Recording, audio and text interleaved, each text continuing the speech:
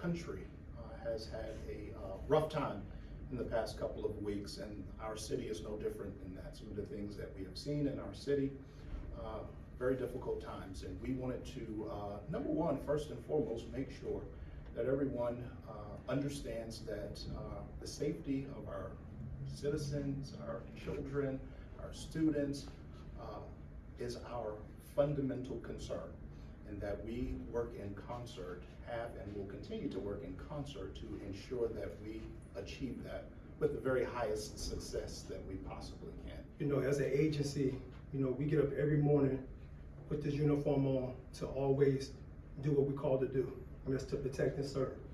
And so our kids are a part of that priority. And so we want to make sure that we have people in place, practices in place, policies set that dictate what we do as an agency. We know that you want information, and we want to give you information.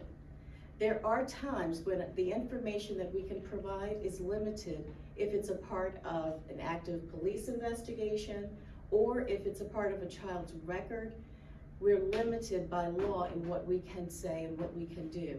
But we give as much as we can to make sure that parents are aware, to make sure that they understand that we have investigated with the police department and with the sheriff's department, and that if there was any real kind of threat or danger, we would communicate that accordingly. There are a lot of pieces to identifying whether a threat is credible or not. Certainly the initial posture is every threat is credible until we can prove otherwise, and there are so many different ways in which we could do that, to include ensuring we find the source and have a conversation with the source. That is the most likely way that we can either verify or dispel any threats that may come into the schools. However, I can tell you that there are processes in place, and certainly both law enforcement and obviously the school division will take every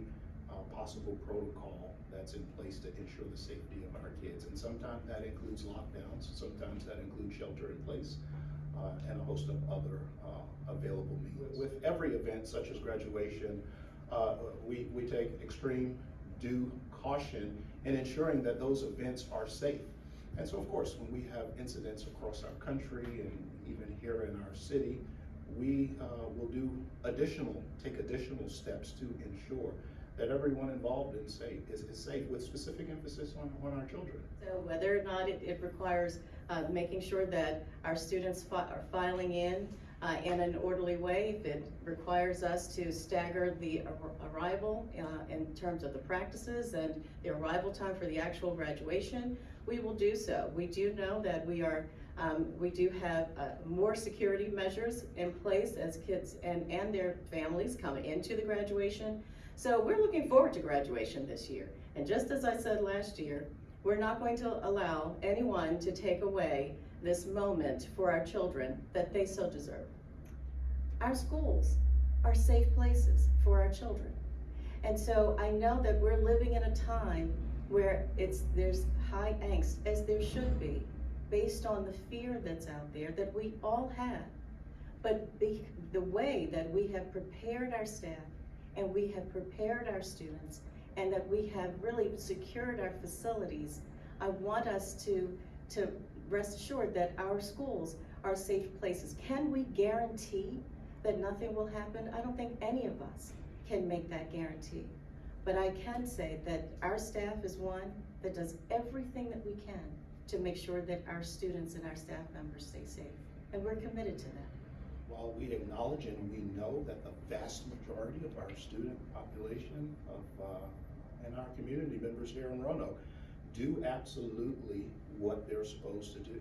However, there is a very, very small amount of people that sometimes don't. And from a legal perspective, the sheriff and I, our departments, our staff, work well together to ensure legal accountability in collaboration with the Commonwealth Attorney's Office. Is certainly met. So we will do everything we can when appropriate. And in instances like this, it may be appropriate to bring charges to those people to hold a level of accountability there.